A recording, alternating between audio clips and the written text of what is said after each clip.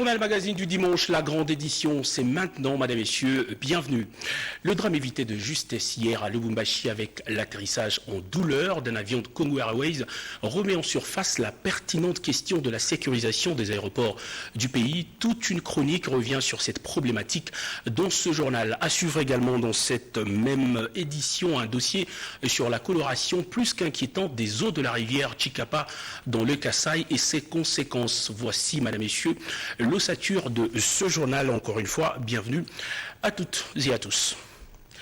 Un dimanche de travail pour le président de la République, Félix-Antoine Tshisekedi, qui a reçu dans son bureau les experts militaires des forces spéciales américaines. Ceux derniers vont se déployer dans les deux provinces de l'Est en état de siège pour une mission qui s'inscrit dans le cadre du partenariat privilégié entre les États-Unis d'Amérique et la République démocratique du Congo. Bienvenue, Kabamba et Pierre Kibambe-Somoïssa nous proposent ce reportage. Avant leur déploiement dans l'Est du territoire national, les experts des forces spéciales américaines des opérations étaient ce dimanche 15 août à la Cité de l'Union africaine. Ces experts qu'accompagnait l'ambassadeur des États-Unis Mike Hammer et des Marines américains ont été reçus pour une causerie morale avec le président de la République Félix-Antoine Tshisekedi Tshilombo. Ils se rendent dans l'Est de la RDC pour une double mission, appuyer les forces armées congolaises dans la lutte contre le terrorisme et les gardiens des PAC de l'Institut congolais de conservation de la nature qui font face au braconnage et autres trafics illicites. On vient avec un groupe d'experts de notre force spéciale qui sont ici, arrivés en RDC, pour faire l'analyse de la planification et la capacité de la FARDC pour faire la guerre contre les terroristes qui sont à l'est du pays. Je parle de les ADF. Et dans cette visite, l'équipe aura l'opportunité. Il a fallu d'un rien pour que le pire se produise hier à l'aéroport de Laluano à Lubumbashi. À l'origine de la situation, vous le savez, une moto qui surgit sur la piste au moment de l'atterrissage d'un avion. Pas de mort, heureusement, mais d'énormes dégâts matériels. Des points de moins pour le pays dans la sécurisation de ces aéroports où les normes et règles ne sont toujours pas de strict respect. Oscar Mbal porte dans cette chronique la réflexion de la rédaction. Congo Airways, à son atterrissage à l'aéroport international de Laluano, ville de Lubumbashi, province du Haut-Katanga, remonte à la surface la question de la sécurisation des installations aéroportuaires de la RDC. Si les conditions aéronautiques ne se posent pas avec acuité à l'aéroport d'Ndjili et de Goma par exemple, dont les infrastructures sont presque clôturées, dans d'autres provinces, c'est une autre réalité. Il n'est pas étonné de voir des paisibles citoyens et même des animaux domestiques en divagation traverser la piste d'atterrissage et de décollage des appareils volants, ce à la barbe des autorités politico-administratives et celle de l'aviation civile. À cela s'ajoute le mauvais état des pistes de la plupart des aéroports et aérodromes de la RDC. Plus près de nous, c'est-à-dire à Kinshasa, la piste de l'aéroport d'Indolo laisse à désirer. Il en est de même de plusieurs autres aérodromes qui sont entretenus seulement à la veille de l'annonce de l'arrivée d'un avion. Lors du récent séjour du chef de l'État à Ituri, Félix-Antoine Tshisekedi Tshilombo avait annoncé un vaste programme de réhabilitation de l'aéroport de Bunia, porte d'entrée et de sortie dans la province de l'Ituri. Une annonce qui a été fort saluée par la population. Ce programme va sans doute s'étendre sur l'ensemble de la République. Covid-19, les chiffres ont baissé en République démocratique du Congo. Alors, le gouvernement de la République desserre le pont et allège les mesures de restriction. Le couvre-feu est repoussé d'une heure. Les grands rassemblements sont de nouveau autorisés, mais avec des conditions. Le porte-parole du gouvernement, Patrick Mouyaya, a tenu un point de presse hier pour annoncer cette décision. En voici le résumé. Les mesures d'allègement qui ont été décidées ce soir sont donc: le couvre-feu passe désormais de 23h à 4h du matin et non plus à 22h. La réouverture des bars, boîtes de nuit, discothèques et terrasses. Le renforcement des contrôles aux frontières. 4. L'autorisation de l'ouverture de salles de fête et des conférences à la moitié de leur capacité et dans les stricts respects des gestes barrières. le maintien de mesures prises par les présidents de la République pour les 4 provinces qui sont particulièrement touchées par la pandémie. Il s'agit du Haut-Katanga, du Lualaba, du Nord Kivu et du Sud Kivu. Le président de la République a rappelé la nécessité pour tous de respecter strictement les gestes barrières qui sont, je le rappelle, le port obligatoire du masque, le respect de la distanciation sociale, pas de serrage de main ou d'accolade et le lavage systématique de mains. Et pour justement éviter une probable 4e vague de la Covid-19, le gouvernement recommande la prise de vaccins pour tous. Plusieurs doses de vaccins sont donc arrivées à Kinshasa après un mois de rupture. Je vous propose de suivre le ministre de la Santé qui en parle. En réalité, on a commencé à vacciner dans notre pays le 19 avril 2021. Il vous souviendra que le 10 juillet, la vaccination a été suspendue, faute de vaccins disponibles. Mais comme vous l'avez su depuis hier, la RDC a reçu dans le cadre de la facilité COVAX 51 000 doses, 840 du vaccin AstraZeneca. Et donc dès lundi, mardi au plus tard, la vaccination reprend sur toute l'étendue du territoire dans les 14 provinces qui ont déjà commencé à vacciner. Je conseille à la population d'accéder à la vaccination parce que c'est important. La vaccination est maintenant retenue comme un moyen de riposte contre la pandémie Covid-19. Donc, en même temps que nous allégeons les mesures pour permettre une vie normale avec le respect strict des mesures barrières, nous conseillons fortement à la population d'accéder à la vaccination parce que c'est la seule façon pour empêcher la survenue d'autres vagues de la pandémie Covid-19.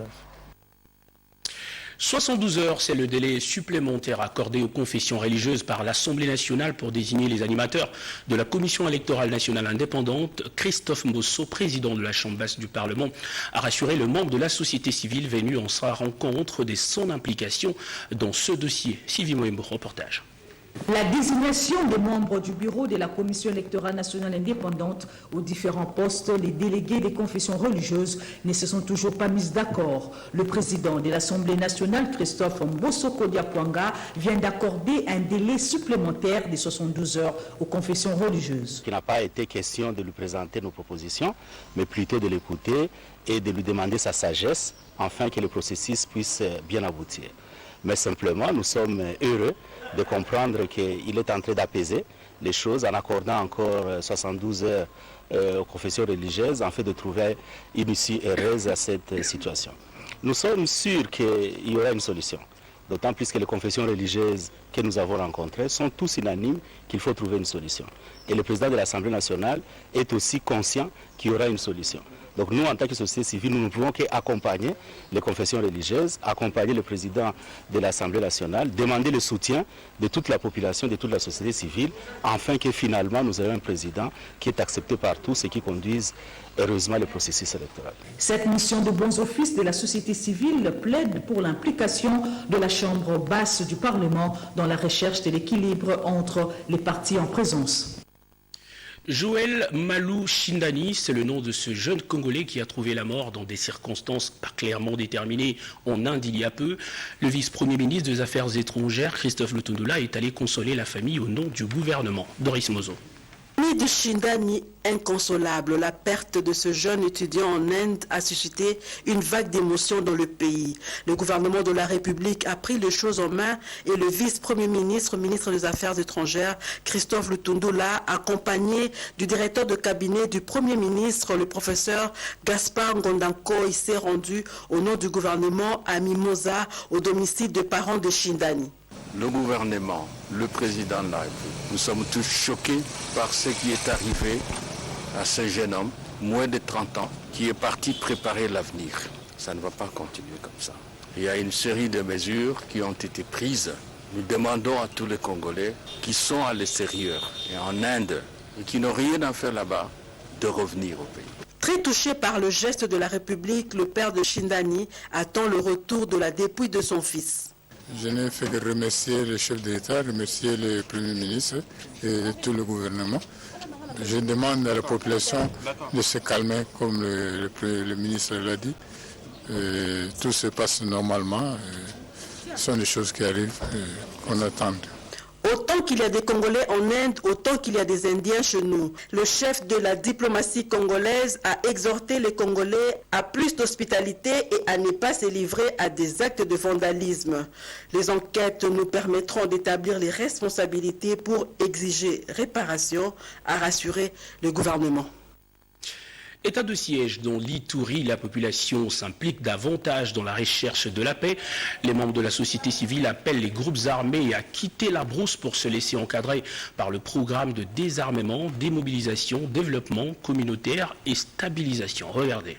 La détermination du chef de l'État et commandant suprême des forces armées Félix Antoine Tshisekedi Tshilombo pour la pacification de l'Est de la République est inébranlable.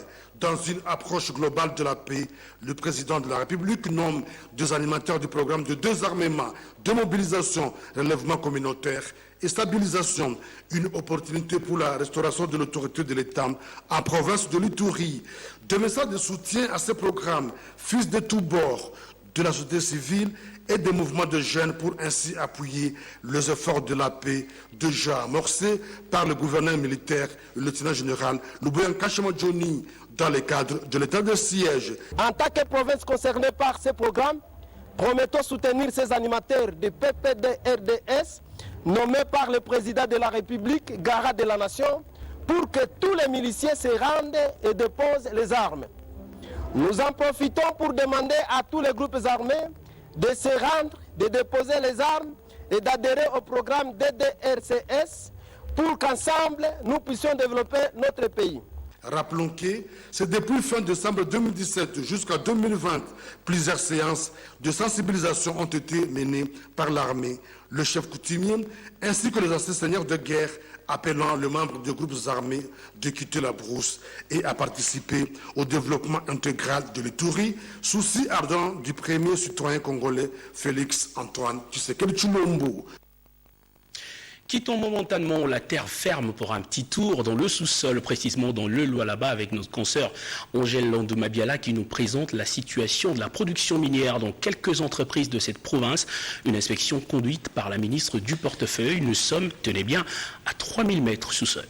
Le cuivre est le métal rouge qui sera bientôt la matière première la plus importante au monde. Avec l'entrée en production de la mine Kamoa-Kakula, la République démocratique du Congo se place en bonne position sur le marché. C'est un moment historique pour les responsables de cette entreprise qui révèle que l'entrée en production d'actifs de cuivre d'une telle envergure et teneur sont en général une licorne dans l'industrie. La particularité de ces gisements, c'est que c'est d'abord un grand gisement, mais à très haute teneur. Très haute teneur comparé aux gisements qui sont dans les alentours de Kakula.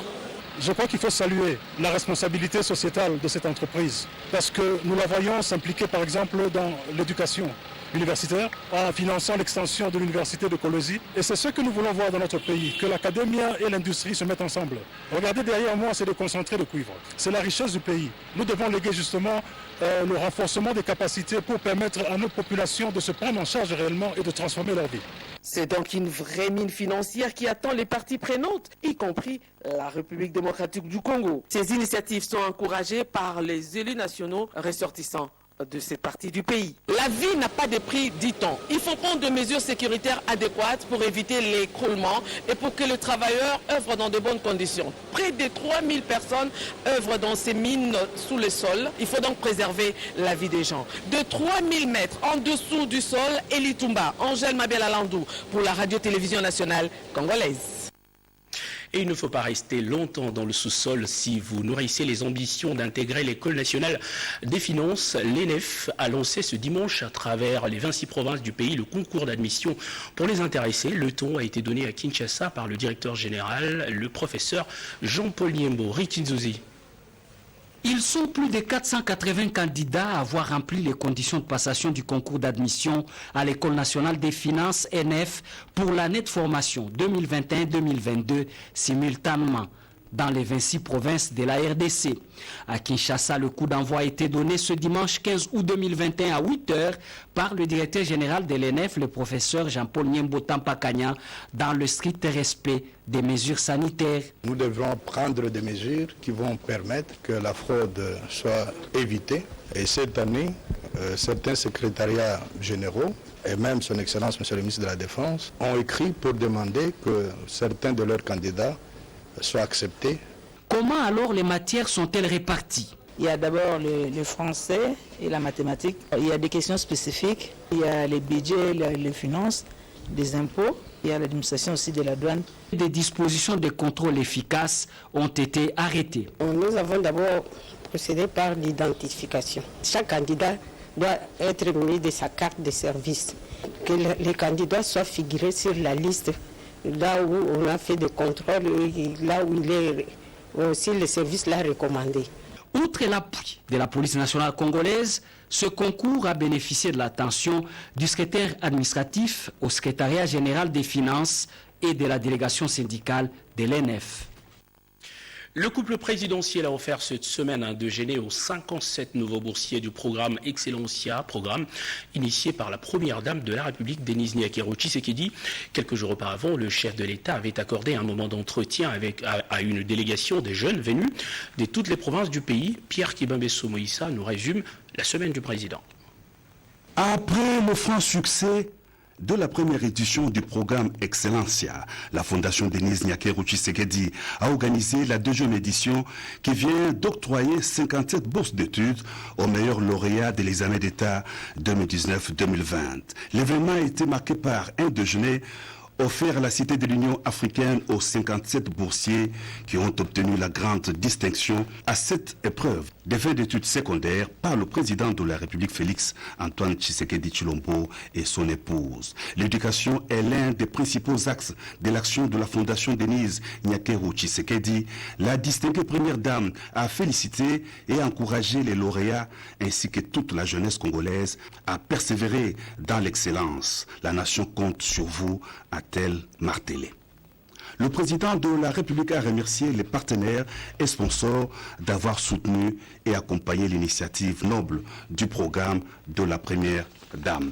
Il a invité la jeunesse congolaise, future élite, à faire toujours mieux, à prêcher par l'excellence. Le chef de l'État, Félix Antoine Tshisekedi Tshilombo, et le Premier ministre Sama Lukonde, présents à la cérémonie, ont procédé à la remise symbolique des bourses aux meilleurs lauréats de la deuxième édition d'Excellencia. Célébration de la Journée internationale de la jeunesse. À RDC, les délégués de la représentation de la jeunesse congolaise venus de 26 provinces ont été reçus par le président de la République Félix Antoine Tshisekedi Tshilombo à la Cité de l'Union africaine. Ils étaient venus très nombreux, parmi eux des jeunes responsables, coordonnateurs, présidents des ONG et autres structures, plateformes, mouvements des jeunes, des artistes, des jeunes des confessions religieuses, ainsi que des jeunes parlementaires et jeunes ministres nationaux et provinciaux. Sous l'encadrement du ministre de la Jeunesse, Yves Bonkounou, ils revenaient tous de Kisantu, où ils ont participé à l'Assemblée générale élective du Conseil national de la jeunesse au niveau national et provincial. La redynamisation de la coopération bilatérale entre la République démocratique du Congo et l'Union européenne était au menu des entretiens que le président de la République Félix Antoine Tshisekedi Tshilombo a eu avec le représentant de la délégation de l'UE en RDC, Marc Châtaignier. Les échanges ont tourné autour de deux sujets majeurs, la coopération de l'Union européenne avec la RDC et les enjeux régionaux, a indiqué le diplomate européen au sortir de cette entrevue. Pour Marc Châtaignier, il était notamment question de présenter les priorités du nouveau programme de coopération à mettre en place pour la période 2021-2024, portant sur la gouvernance, l'appui au développement humain, au développement durable, à l'environnement et à la gestion de la forêt. Récemment nommé par ordonnance présidentielle, le staff dirigeant du programme de désarmement, démobilisation, réinsertion communautaire et stabilisation conduit par le coordonnateur Tommy Tambwe a été reçu par le président de la République. Le coordonnateur a plaidé pour un déploiement rapide de différentes structures et de moyens avec des résultats visibles auprès des populations. Ce programme national va commencer ses premières opérations dans les 2 provinces sous état d'urgence, a dit le coordonnateur du PDD-RCS. Après Pierre Kibambeso Moïsa, Marie-Louise Mbella nous propose à son tour le résumé de l'actualité de la semaine. Les détournements des deniers publics de l'État, les mécanismes appliqués pour démasquer les spéculateurs défraient la chronique. Des sommes faramineuses prennent des destinations inconnues. Pour arrêter l'hémorragie et décourager les voleurs, l'inspection générale des finances et celle des FARDC se sont mis à la traque sans merci des détourneurs. Longtemps restés en état de dégradation, les tronçons Beyenga-Tania subissent les travaux de colmatage de Gros Bourbier. Les usagers de la route nationale 25, dont la province du Haut-Touélé, peuvent se frotter les mains car bientôt ils pourront circuler sans beaucoup de difficultés. Les exploitants artisanaux ont saisi l'opportunité de s'imprégner du contour des notions liées à l'entrepreneuriat, moteur de développement durable. C'était au cours des assises minières à vocation socio-économique tenues dans la province de la Tchopo. La montée des cas de Covid-19 a été signalée dans la ville de Lubumbashi cette semaine, ce qui a poussé les autorités provinciales de renforcer l'application des mesures d'hygiène allant jusqu'à des amendes transactionnelles et à l'emprisonnement. Reprise bientôt à Kinshasa des activités de débit de boissons. C'est là à cause de la baisse du taux de contamination. Au cours de son point de presse du mercredi, le docteur Mouyembe a exhorté toute la population congolaise à se faire vacciner et respecter à la lettre les mesures sanitaires. Les autres provinces sont aussi invitées à ce type d'efforts. L'épouse du chef de l'État, première dame de la République, Denise Nyakero Tshisekedi, va en guerre contre la malnutrition des enfants. Pour ce faire, elle a amorcé une campagne de sensibilisation sur le bienfait et bien fondé du lait maternel dès la naissance du bébé. Elle en appelle à la mutualisation des efforts pour une croissance épanouie et une enfance en bonne santé. Les travailleurs et journaliers congolais œuvrant au sein des entreprises telles que Pain Victoire, HG Hospital ont plusieurs fois formulé des plaintes sur les mauvaises conditions de travail et mauvais traitements infligés par leurs employeurs, situation qui a conduit le ministre de l'Emploi de se rendre au sein de ces installations pour s'en rendre compte. Autre visite, c'est celle effectuée par le ministre de la Communication et porte-parole du gouvernement dans les installations de la station terrienne du Renatelsat en Sélé. Constat fait, le site n'est pas entièrement opérationnel. Patrick Mouyaya a promis de résoudre les problèmes et remettre l'entreprise sur l'orbite. Il n'y aura aucune augmentation des frais académiques dans des institutions d'enseignement supérieur et universitaire public. Le ministre des tutelles a rappelé fermement cette mesure aux représentants des étudiants de ces différentes institutions d'enseignement. Bientôt l'érection des nouveaux auditoires répondant aux normes au sein de l'université de Kinshasa à la suite de la défectuosité de bâtiments. L'urgence s'impose. Le ministre a lancé les débuts des travaux de construction et rénovation des infrastructures dans la colline inspirée. La marine ougandaise a relâché 36 pêcheurs congolais originaires de Nyakakona. Ces derniers étaient accusés d'avoir violé les limites des eaux du lac Édouard partagées entre la RDC et l'Ouganda. Ils ont foulé les sceaux de leurs ancêtres à Kasindi, accompagnés de l'autorité militaire et diplomatique ougandaise. Depuis 2 semaines, les eaux de la rivière Chikapa ont une coloration inhabituelle, au même moment où presque de poissons morts flottent sur la surface de l'eau et plusieurs animaux aquatiques quittent la rivière. Les autorités provinciales ont interdit la consommation de poissons frais, la population, elle, en souffre. Et pendant ce temps, les enquêtes piétinent. Suivez ce dossier. L'eau de la rivière Chikapa qui traverse la province du Kasaï en plein centre-ville a changé sa couleur et cela fait exactement 2 semaines. La pollution de cette rivière s'est répartie de la province de Lunda Norte en Angola où la rivière Chikapa tire son origine. Une situation qui préoccupe plus d'un habitant de Chikapa qui utilisait cette eau brute pour multiples usages. La population d'ici utilise beaucoup cette eau, c'est pourquoi ça nous inquiète de voir la couleur de l'eau transformée à ce niveau ici. Il y a des infections, nous pouvons être infectés, bon, ça c'est pas bien du tout. Nous demandons à nos autorités de Chikapa de revoir à la source depuis là où l'eau s'est transformée à ce niveau ici. La pollution de cette rivière a également entraîné la mort de poissons et autres animaux aquatiques qui flottent déjà morts à la surface de la rivière Chikapa. La biodiversité terriblement touchée. On remarque qu'il y a des poissons qui meurent, il y a des crocodiles qui fuient, c'est tout. Vous vous rendez compte de la biodiversité. La biodiversité, les poissons meurent aujourd'hui, mais la biodiversité, c'est sur des années. C'est sur des années, ça va s'étaler sur des années. On ne sait pas ce que va devenir cette biodiversité après plusieurs années, puisqu'on voit cette eau aujourd'hui avec cette coloration. La biodiversité, ça s'étend sur des années. Bon, il faudra qu'on envoie des spécialistes ici, mais on n'a jamais assisté à un tel spectacle. C'est récent. Les poissons frais sont désormais interdits de commercialisation et consommation sur l'ensemble de la ville de Chikapa. Celles qui exercent ces petits commerces se plaignent. Nous demandons aux autorités de revoir leurs mesures interdisant la vente de poissons frais à Chikapa, car nos poissons ne sont pas ramassés à la pelle sur la rivière Chikapa, mais proviennent par contre à l'amont de la rivière Kasaï, à la hauteur du village appelé Chibrikita. Gouverner, c'est prévoir, dit-on. Maître Hubert Ngulandjoko, ministre provincial de Finances, qui fait l'intérim des gouverneurs de province, sonne l'alerte et interdit l'utilisation de cette eau par la population de Chikapa. Pourquoi nous avons interdit la population? C'est parce qu'il y a déjà des conséquences fâcheuses. Dès que vous consommez un poisson sans vie ramassé dans la rivière, vous êtes frappé par une forte diarrhée qui risque de vous amener à la tombe. Avec ce constat-là, vous imaginez, quand une grosse bête comme l'hippopotame arrive à connaître la mort, c'est-à-dire que facilement l'homme peut mourir. Raison pour laquelle nous avons interdit formellement de manger encore les poissons frais sur toute l'étendue de la province du Kasaï.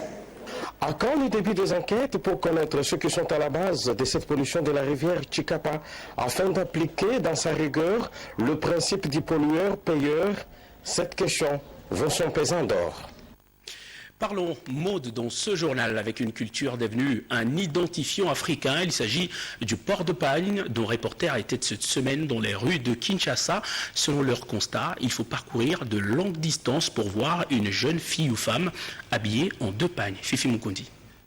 La tenue de pagne associée à la camisole disparaît de plus en plus dans les garde-robes et vitrines de couturiers à Kinshasa. Les Kinoises préfèrent actuellement s'habiller en robe, jupe, pantalon et autres modes. Là-bas, maman, vraiment en tout cas, elles sont rares les clients qui viennent pour la confection des deux pagnes et la camisole. Le style du moment, c'est la camisole avec la jupe. D'autres clients préfèrent aussi la camisole, on peut avec un seul pagne. Plusieurs raisons justifient cette mutation vestimentaire. Il s'agit entre autres de la hauteur de la bourse et de l'influence de la mode étrangère. Un complexe que les filles adoptent récemment par rapport aux femmes occidentaux. Aujourd'hui, vous voyez les filles, surtout les jeunes filles, elles préfèrent porter des collants, des jupes courtes par rapport aux pagnes. Et je ne sais même pas si ces filles d'aujourd'hui savent nouer les deux pagnes. Avec toute une pièce, il faut d'abord acheter la pièce, il faut l'argent pour la couture et ça dépasse peut-être les moyens. Les deux pagnes sont pour les mariés et les femmes âgées. Une jeune fille comme moi, porter deux pagnes, ça ne m'intéresse pas. Avec ces désintéressements du port de deux pagnes et de la camisole ou de la blouse, la femme congolaise tend à perdre son identité vestimentaire. Justement, une culture qui est en train de se perdre.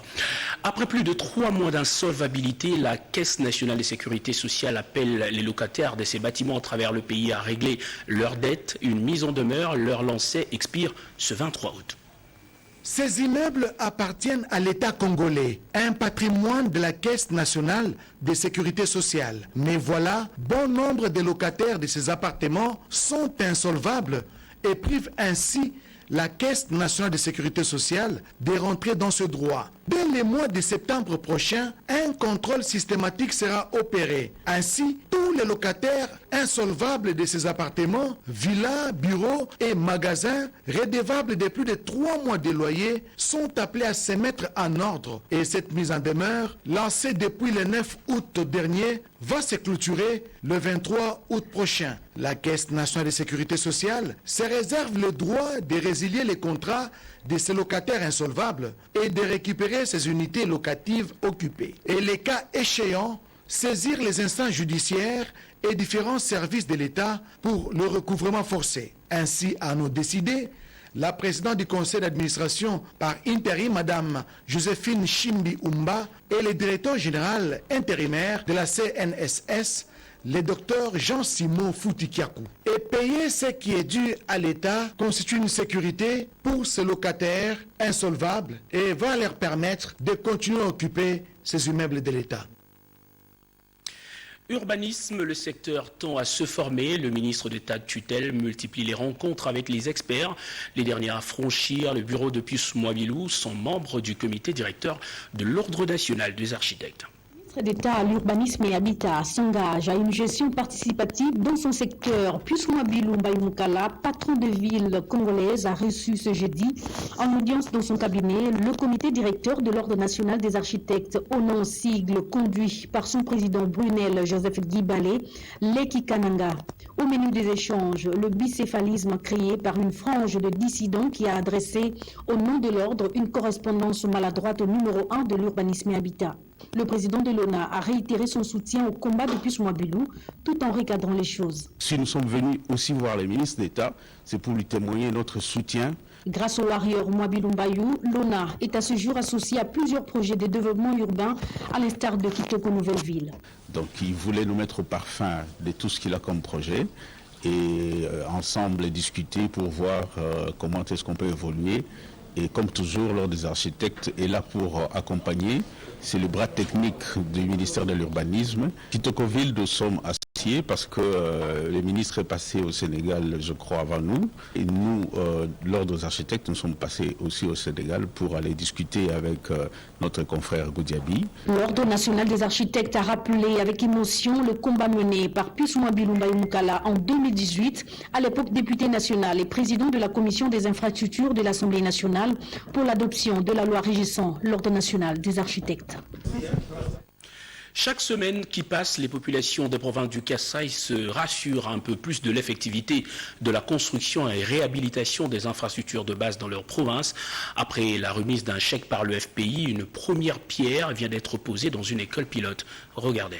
La population du Kasaï oriental a vécu les merveilles du programme présidentiel de lutte contre la pauvreté. L'événement a eu tout son sens avec la remise des chèques des opérateurs qui ont gagné le marché pour sortir des terres, des infrastructures sanitaires et scolaires modernes en Mbuji-Mayi. Ces chèques ont été reçus demain du directeur général adjoint AI du FPI, Christian Umbilongo Mwakam, en présence des conseillers du chef de l'État, Marcelin Bilomban et David Moukeba, ainsi que de Mme Jeannette Longa Moussamba, gouverneur AI du Kasaï oriental. Peu après, c'est le grand événement. D'abord, la pose de la première pierre par le gouverneur intérimaire à l'école Moudichi en présence des membres de la délégation et de l'évêque du diocèse de Mbuji-Mayi, Monseigneur Emmanuel Bernard Kassanda. L'engagement du FPI à soutenir la vision du chef de l'État pour permettre à notre province de se doter des infrastructures modernes dignes de ce nom.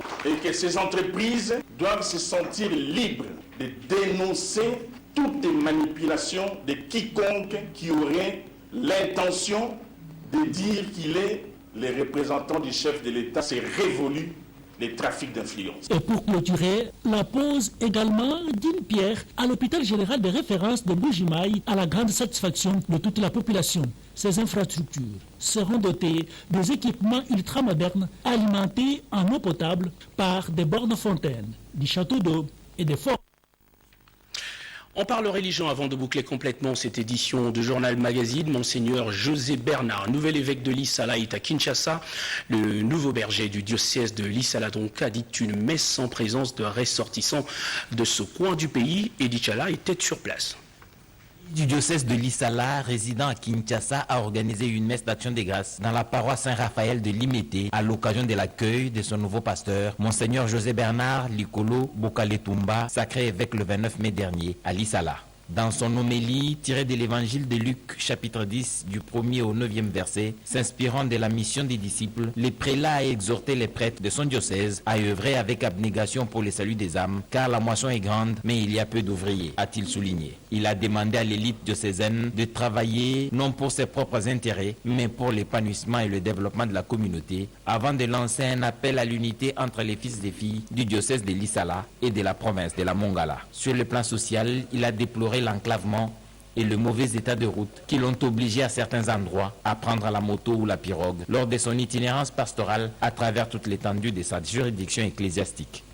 La grande famille diocésaine de Lissala a témoigné tout son engagement à soutenir et à accompagner son berger pour la réussite de sa mission sacerdotale. Cette cérémonie d'accueil a coïncidé avec la célébration des 70 ans d'âge et 44 ans de vie de sacerdoce de Monsieur l'abbé professeur Georges Ndumba.